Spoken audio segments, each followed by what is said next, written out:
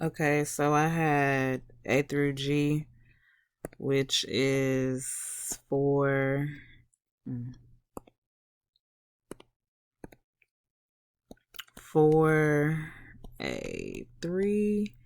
B2 times 3A negative 4 B negative 3. So for this equation, I used the power rule and the quotient rule and the negative exponent rule.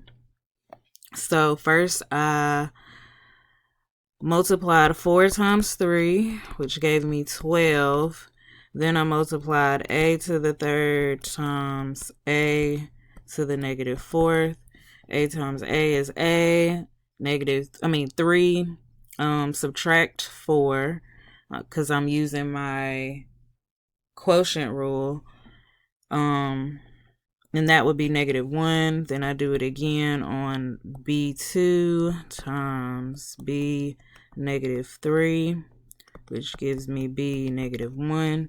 And I group all that together, which would give me 12A negative 1, B negative 1.